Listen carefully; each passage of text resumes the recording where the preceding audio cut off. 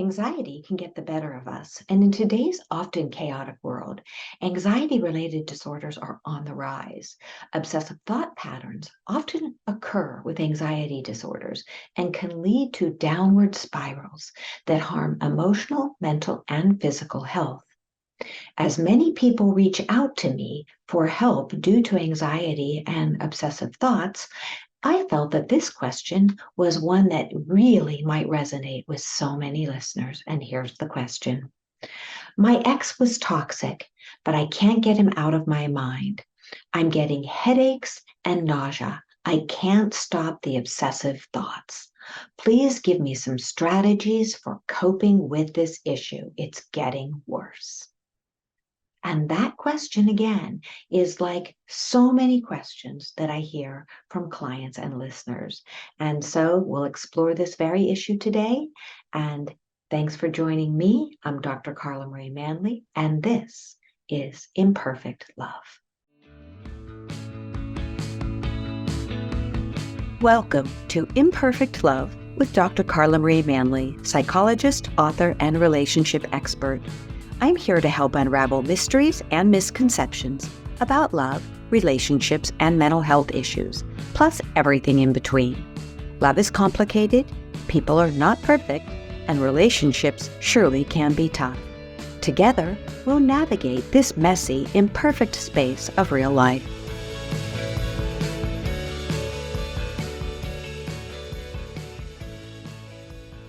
Today, I'm joined by a very special guest, Dr. David Hanscom, who will be sharing his expertise on anxiety, obsessive thoughts, and their relationship to chronic disease.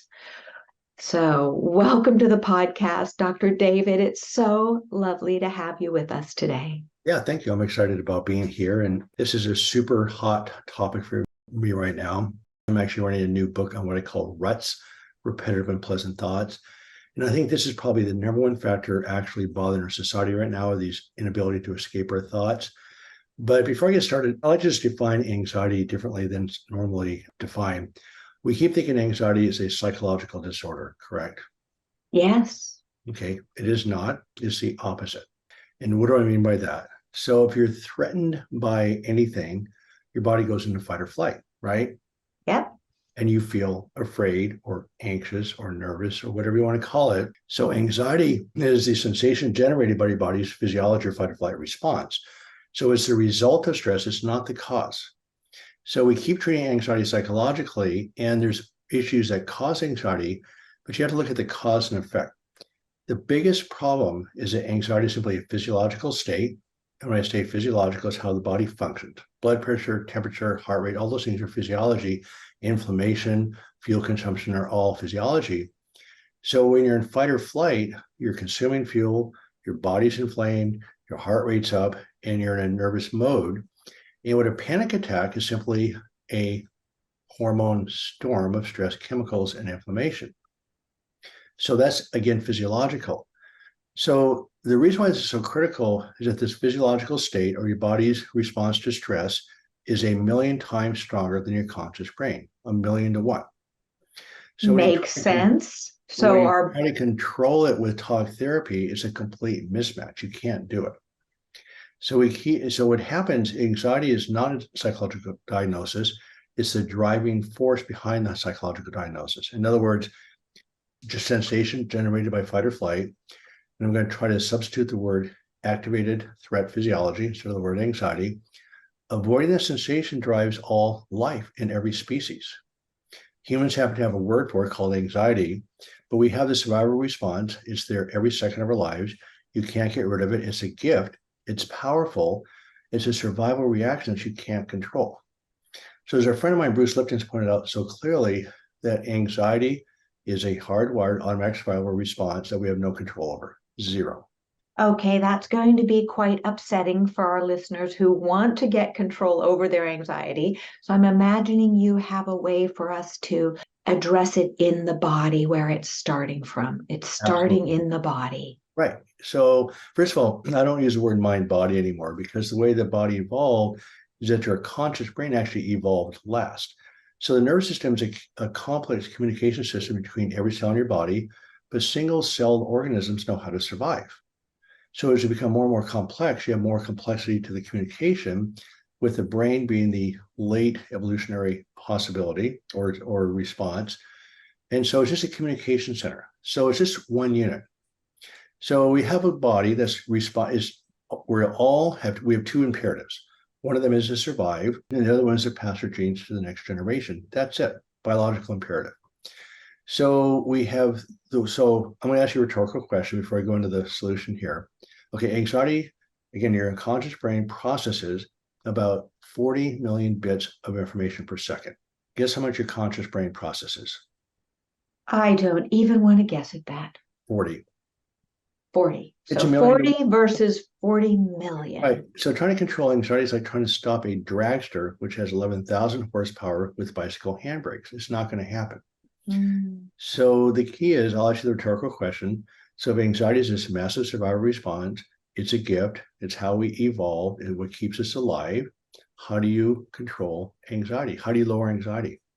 You want to answer the question. This is a trick question, so I'm not trying to put you on the spot. Oh, no worries. I love being put on the spot. My guess would be, let's go to the source. Let's go to the body and get the body to downregulate with breathing, with slowing down the central nervous system. That would be my guess. So go ahead. Tell me what I got. That's an excellent answer. I mean, most people talk about different ways, but yeah, the answer, I want to get to really simplistic core concept, simply lower the stress chemistry.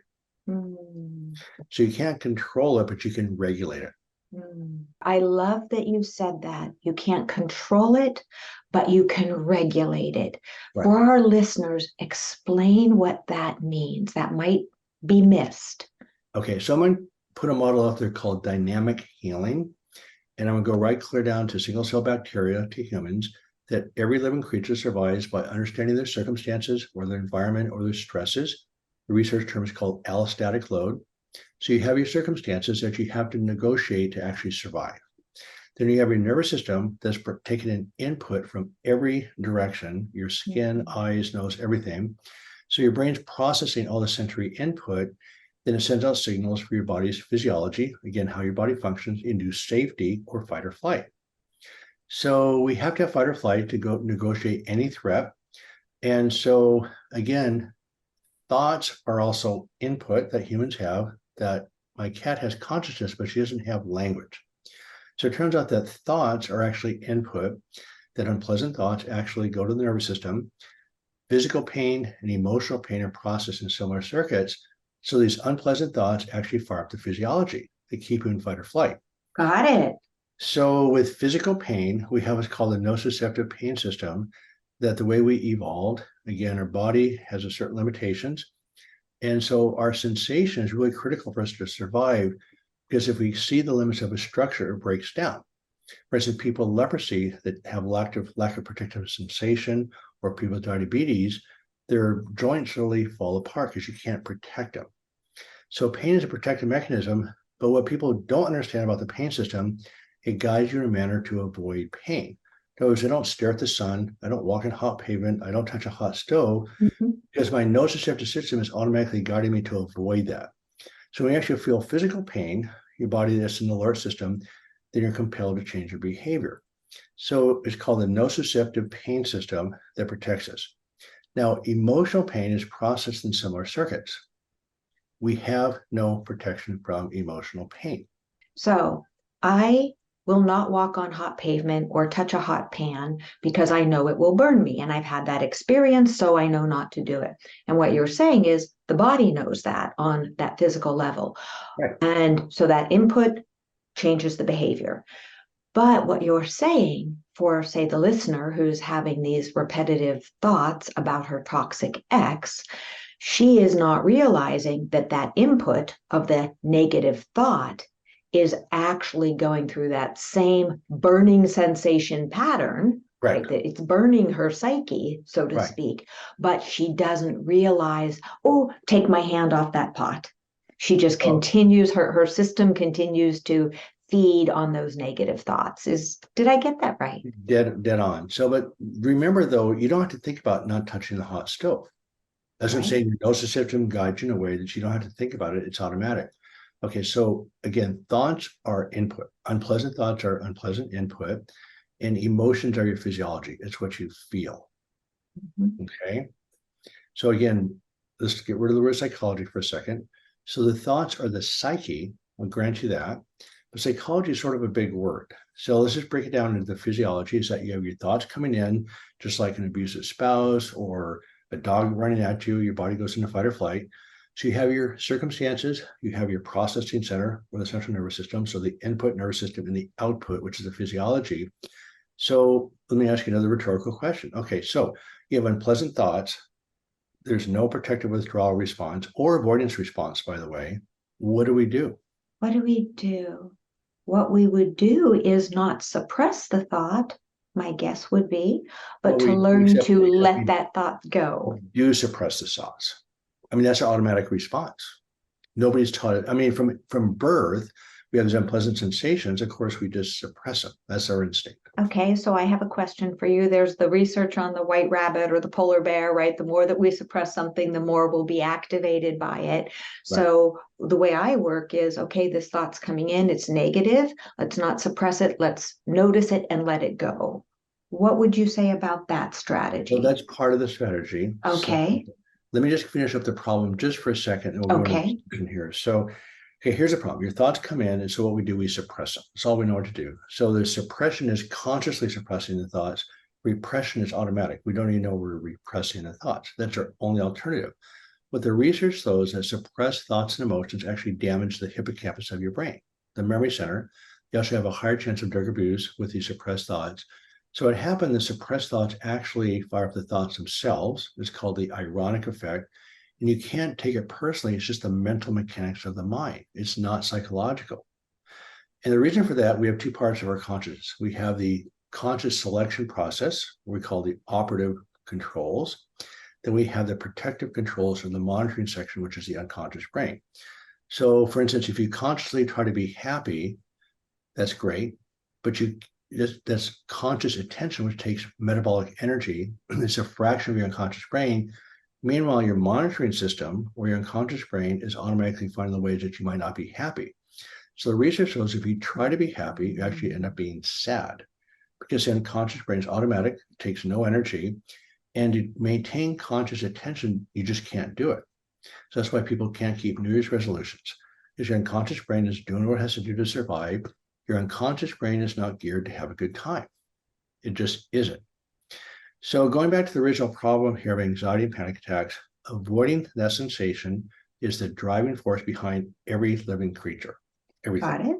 So it's a driving force. It's not a diagnosis. Again, it's a million times stronger than your conscious brain. So for instance, talk therapy actually reinforces the circuits.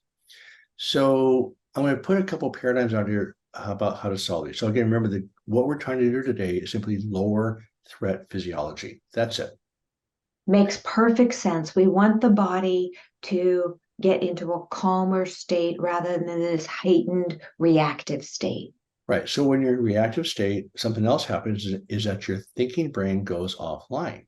You actually Mhm. cannot think clearly because the blood supply shifts from your thinking brain down to the limbic system. And so people know when you're angry and frustrated, you can't solve anything. You're not thinking clearly. You're reacting. You've lost awareness. So when you're in a survival reaction, you can't think clearly. You physiologically cannot think clearly. It's not possible. So the key issue is we're trying to lower threat physiology. And so we have the input, the nervous system, and the output. So working backwards, and all three portals count. You get to use these every day. So solving chronic, by the way, anxiety is the pain, Yes. right? Yes. For anyone who suffers from anxiety, they know it definitely, and the panic. That is the pain. Right. And remember, mental pain and physical pain are processed in similar circuits. Mhm. The mental pain is worse because, first of all, you can't escape it. Of course, chronic physical pain isn't great either. But what you find out is you learn to calm down the nervous system, symptoms resolve. So, with the repetitive unpleasant thoughts, when you're in fight or flight, your whole body's inflamed. Half your brain is part of the immune system, so your brain itself is inflamed. Mhm. So, the key issue here is learning self regulation skills to calm down your survival reaction. So, you can do that through directly calming the physiological response. And you've heard of the vagus nerve, which is the 10th Yes. cranial nerve. It's part of what's called the parasympathetic nervous system, which is highly anti inflammatory. So, you can do breath work, mindfulness, meditation, relaxation. Humming stimulates the seventh cranial nerve, which stimulates the vagus nerve. Certain pitches of music stimulate the vagus nerve. Rubbing your forehead stimulates the fifth cranial nerve. Light touch massage, any technique to calm down your body's threat response, breathing through your nose is actually highly inflammatory because it stimulates nitric oxide to be released. And so you end up with all sorts of directly calming the vagus response. With the processing center, the nervous system, exercise is anti-inflammatory. So is an anti-inflammatory diet. And probably number one in that mode is sleep. Lack of sleep actually causes chronic pain, not the other way around. Then the final thing is trauma therapy does come into play here. And so when you have a nervous system where you're raised in an abusive background, well, you're like a feral cat. So the cat's on high alert. It takes very little stress to set off fight or flight because the cat's almost always in fight or flight anyway. So you can't, there's no logic, of course, is that you have to honestly train the cat to feel safe. Absolutely. So the essence of chronic disease is sustained fight or flight. And the essence of healing is maximizing your time and safety. So it's a learned skill set. There are two separate sets. One of them is you learn to lower your stress response. It's always going to be there. Then the other skill set is actually nurturing joy. Now, if you're nurturing joy to fight the pathways, it's actually inflammatory. So you have to do two separate skill sets. They're linked, of course, but you can't really nurture joy when you're in fight or flight anyway, right? Absolutely not. When that barking dog is about to take, a chunk out of you, or you perceive that there's an intruder in the home, you're not working. You don't have the mental capacity, the physical capacity to nurture joy. Your body is in that hypervigilant state. Absolutely. And then the final part is the input, and there's two types of input to change. So we think stress is psychological also. A lot of people think that, right?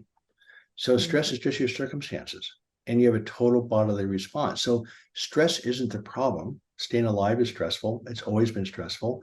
It's your chemical reaction to it. So you can process stress differently with two questions. One is, what are you loading into your nervous system, and what are you holding on to?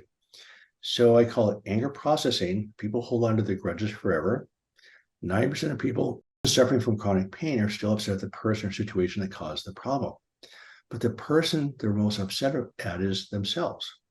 So there's a whole process of anger processing, which is always a tipping point, but also what are you loading into your system? So one of the basic rules in the process I put together is you can never discuss your pain, medical care, no complaining, gossiping, giving advice, or criticism. Quit watching the news. So you have to decide what you want to load into it. And it's, again, just simple input, output. So if you're going to load in really excitatory stuff, your physiology is going to be up, and of course, you're going to hurt more. So, but I want to really go to this, the biggest problem here, these, we call them ruts, repetitive unpleasant thoughts.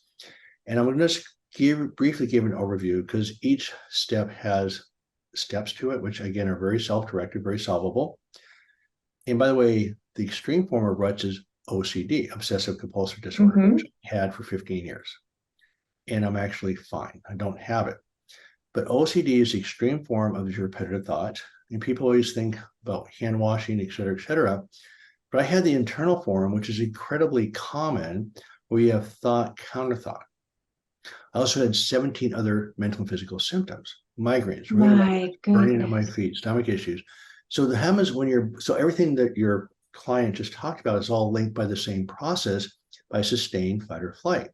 So there's a term in medicine called medically unexplained symptoms, which means we know you hurt, we don't know the problem, but have a good life. But it should be medically explained symptom because when your body's in fight or flight, every cell in your body is bathed in a stress chemistry. Everything's wrong. So all these symptoms have resolved. I don't have migraines, my ears don't ring, my feet don't burn, my scalp doesn't itch, I don't have skin rashes. All these things were popping up all over my body because my body was in fight or flight. They are gone. The obsessive thought patterns, OCD is considered unsolvable. It is totally solvable. I've helped dozens of people out of this, including myself. I just had a pain psychologist approach me about 4 months ago.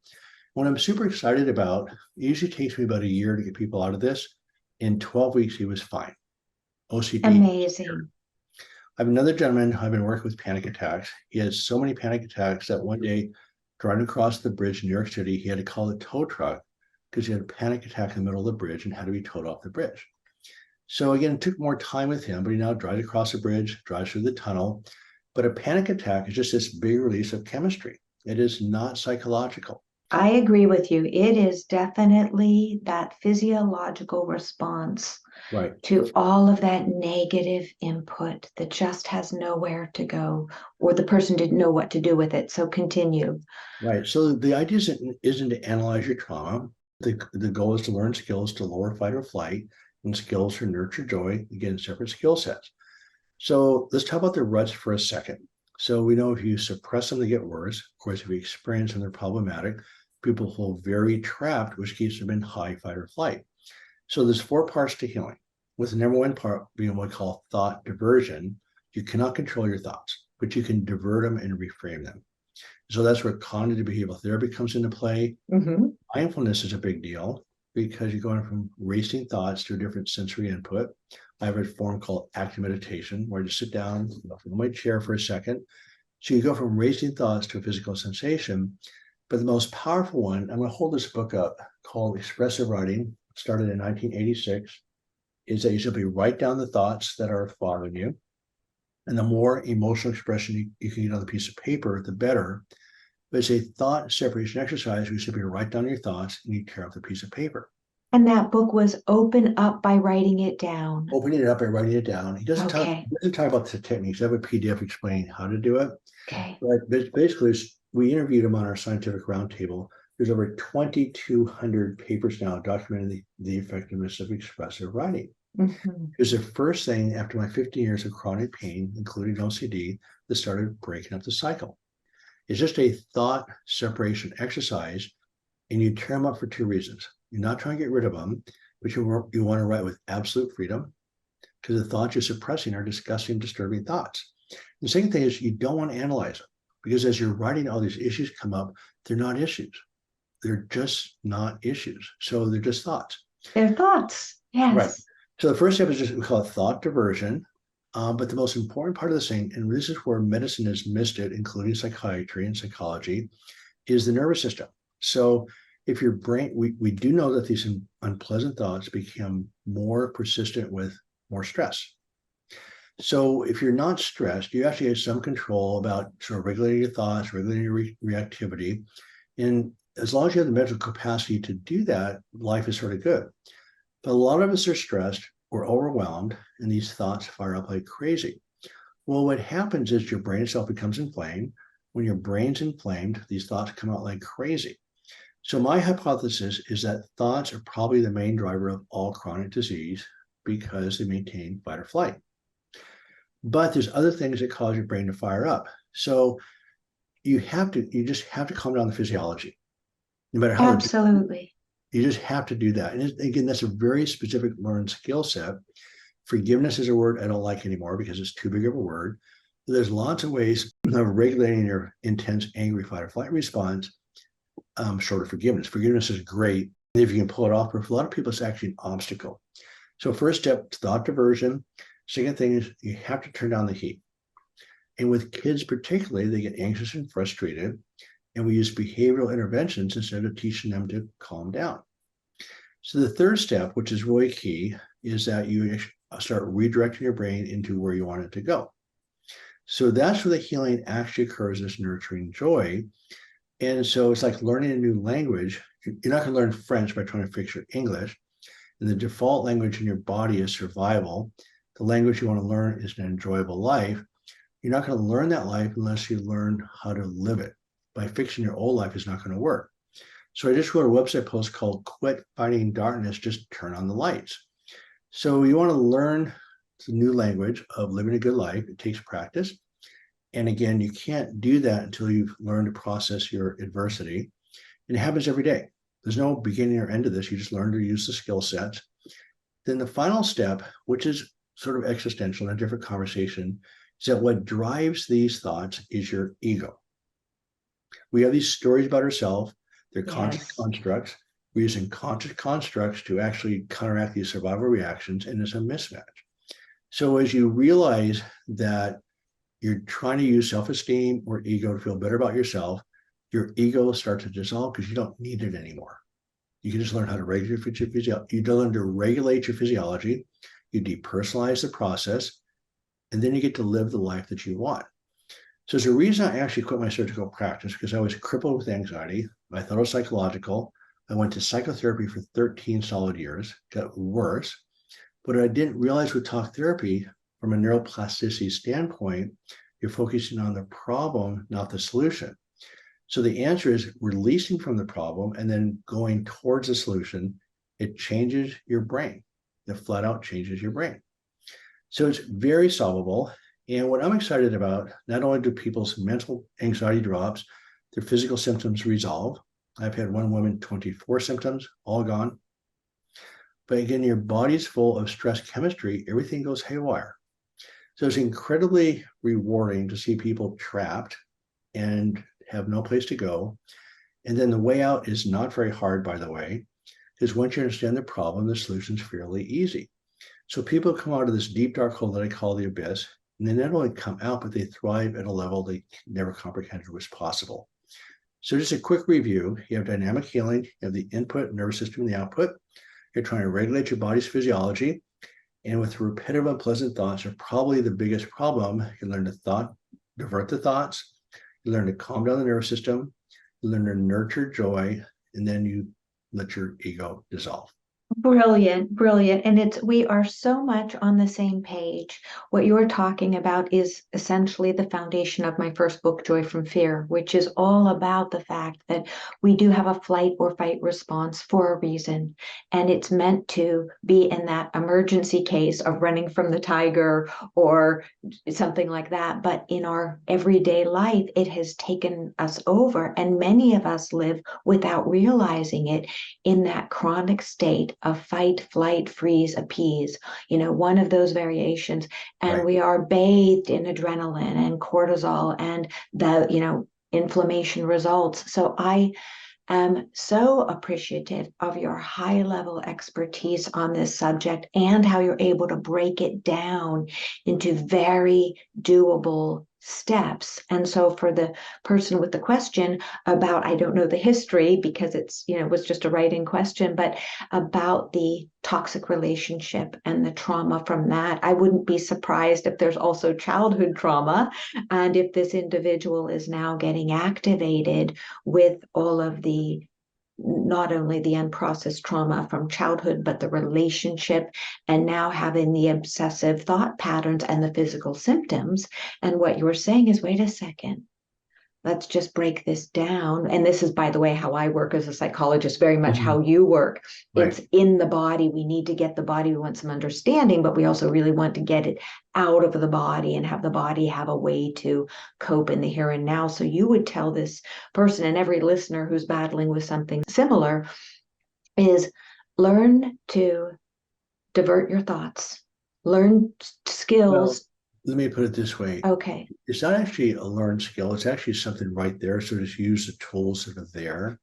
So Okay. the learned skill is actually learning how to regulate the physiology. That's a little bit trickier, but the thought diversion is very imperative. You just write them down, tear them up. Okay. When it's just So easy. And write so, down the thought, tear it up. Write down the top thought, tear it up in a journal or on a piece of scrap paper. Also, it is the very important part, and I'm with you, the mindfulness, right. the breathing techniques, the meditation. Learn to self-regulate, a skill that we can learn ourselves. And also, if we have children, we can teach them how to self-regulate. And that's my dream. I mean, I just have a research paper in my hand where 90.1% of children have obsessive thought patterns. And it's Mm-hmm. around safety is the main one at that age. Yeah. And they don't get better with time, you just get worse because Mm-hmm. you're being programmed. So it's really a universal problem. It's a trick of the mental mechanics of the mind. It's not psychological, it's just the way the brain consciousness works. Again, it's the conscious versus unconscious brain, and the unconscious brain wins. And so by understanding the problem, there's a solution. So the issue is, so as far as getting better, first, I always tell people it's like homework. Just look at the homework, understand the problem, don't try to fix anything. And then it's like learning how to play the piano or any skill. It takes repetition, repetition, repetition. So you can read my book, you can do whatever you want to do, but you actually start using the tools on a daily basis. And again, this is not work. It takes a commitment. It's not even discipline. You just learn tools, they become habitual. So it's not like you have to work this every day. So we have these automatic survival patterns. Why not program in automatic enjoyment patterns? So again, it's homework and then learning the basic skills and just using them. But the other key issue is that the overall goal is to lower threat physiology. So mindfulness works, expressive writing works, et cetera, except nothing works by itself. It's a total body process, and everybody does it differently. Some tools resonate with people, some don't. And it's not a fixing process, because if you're trying to fix, your attention's on the problem, not the solution. So I don't spend any time anymore going back into trauma history at all. So I want people to acknowledge the trauma. Okay, you're triggered today. Something in the past triggered you. It could be one of quadrillions of trigger points could trigger me today. So I don't know, it was the time that my mother abused me that's being set off. Everybody has trauma to some degree. So with the trauma history, no question, your brain's more reactive. It's like the feral cat analogy. But going back and analyzing the trauma actually puts your brain in the wrong direction. So the key is, okay, I'm triggered today. Something triggered it. I think it's fine to be aware of the trauma story just once, but I spent 13 years in psychotherapy trying to understand my trauma in detail. And I just thought if I understood it deeply enough, it would heal me. No. Problem. So I blog for psychology today, and one of the editors myself, I'm not negative in trauma therapy, but you can get a trauma story that becomes an anchor. And so it's critical to be aware of the trauma, but you have to let it go. Absolutely. You can't do that with mind over matter because your unconscious brain is so powerful. So that's why there's a sequence of steps. So I put together a process called the DOC journey, direct your own care journey. And we have a choice of a computer-based program or an app. I did write a book called Back in Control, A Surgeon's Roadmap Out of Chronic Pain. I put a series of 4 videos together with Bruce Lipton on the overall process of consciousness versus your body's physiology. And so he is brilliant in his concepts. The doc journey is more of a practical way to get there. I also blog for Psychology Today, which is on my website. So it has 1.3 million views right now. And it's called Anxiety, Another Name for Pain. But it's been quite a journey for me being a spine surgeon, thinking things are structural, to realize I was actually operating on people's anxiety. And so it's been a huge full circle. Oh my goodness. And 25 years. What a novel and much needed look at pain and the genesis of pain. And I could talk to you for hours about this, and I know we've run out of time, but I just love this, and I love how the other piece of your process is leaning into joy, because we often forget that, and we get on a happiness pursuit, and joy is not, joy is very different from happiness, and we can talk about that too for hours, but leaning into the joy. Yeah. Which, yes, lean. So remember, listeners, lean into the joy as part of this process. And if you're like me, I'll probably listen to this episode quite a few times, because it's so yummy and deep. It's definitely something that we can all process, but it's definitely worth a few listens. So, Dr. David, I thank you so much for your time today. But before we close, where can our listeners find you? So my main website is called backincontrol.com, one word, backincontrol.com. You'll see a resources page that hooks up to everything with the app, the computer-based course. And the computer-based course or the app is about 10 or 15 minutes a day. That's it. Remember, it takes repetition. So people that rush through the courses get frustrated. And of course, it makes them inflamed. It makes things worse. So it's really key to say, look, it's going to take 3 or 4 months to learn the skills. It's like taking piano lessons. But I also point out, once people actually learn how to lower their anxiety, they've actually just started the journey, because you learn to connect and deal with adversity, but it's nurturing joy away from the pain circuits. That's the ongoing process. That's also a learned skill set. Yes. Not many of us were taught to nurture joy in school, and it certainly didn't happen in life later. And so it's just not a skill that we think about very much. So again, it's on backandcontrol.com is sort of the headquarters of all sort of things that I do. And I would encourage you again to look at the Psychology Today blog link. There's again 1.3 million views on it and climbing. And it's around repetitive thoughts, it's about anxiety, almost everything except spine surgery. So it's been fascinating for me. I just talked about that this morning, is that I also wrote another book called Do You Really Need Spine Surgery? And I quit my practice because it turns out we were seeing hundreds of patients go to pain-free, anxiety drops, people go back to work, they thrive with no resources, minimal resources and no risk. In spine surgery, the success rate of doing a fusion for back pain is about 20%, and it's damaging. So it's watching so many successes with simple tools and so much suffering caused by aggressive spine surgery, I quit. So I quit in 2019. I've been doing this for about 4.5 years, trying to get the message out. So I really, really appreciate being on your program and sharing the message I'm trying to get out. But my personal vision is just connecting medicine to the science. There's nothing on my project that's new. It's all science-based. And it's puzzling me why we come so far away from the science about the physiology of disease. But also at the forefront of that is a doctor-patient relationship, because it's about feeling safe. And if you don't feel safe with your doctor, then the rest of it doesn't really matter. So the business of medicine sort of kidnapped us. It has. We're not talking to our patients. I don't know you. I don't know your coping skills. So I don't know what's driving the physiology, but we're only treating symptoms. We're not dealing with any other issue in your care. It's heartbreaking. And docs have 10 minutes to, if that, to get you in, seen, write the script, which is their most cost-effective way of doing it. Don't get me going on this. And out the door you go, feeling unheard, unseen, and unwell. And that makes me upset, to say the least. Well, I quit my practice because of this. Yeah. So I actually have a legally signed document from my hospital saying, quit talking to your patients. Seriously. So I have all sorts of colleagues fired from talking to their patients. And so we're trying to figure out what to do. And that's what to do next. So you're doing it by getting the word out there, and by offering an alternative and a common sense piece, because so many people who get into the system feel broken. They feel I'm imperfect because I'm having these symptoms and no one can fix them. It must be me. It must be me. I'm broken. But no, you are not broken. The system is broken. You can, listener, learn these tools, these coping strategies to bring balance into your life. Bring balance.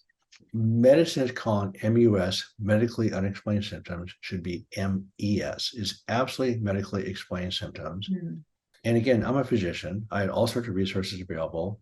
I suffered 17 different physical and mental symptoms for 15 years. Nobody could help me. I came out of the process by accident. It took me another 10 years to figure out the science behind this. And it's not very hard. And the clinicians that I'm involved with are just flabbergasted that we weren't taught this in medical school, because it's such deep, basic science research. It's all right there. So it turns out chronic disease, not just chronic pain, chronic disease, mental and physical, are all solvable problems. But we have to connect to the science. And right now we're in a nightmare. And we can talk about that for a long time. We could talk about all of this for a long time. So thank you, Dr. David, for joining me today. It has been such a pleasure, such a delight. And I wanted to share one quote from you with our listeners. It's simple, it's lovely, and it says, "We struggle with being imperfect because of our programming." So take that nugget of truth with you and maybe think about how you might reprogram yourself so that you don't struggle with being imperfect in this very busy, chaotic world. So thanks so much again, Dr. David. It's been a joy. Yeah, thank you very much. I really enjoyed this. Thank you.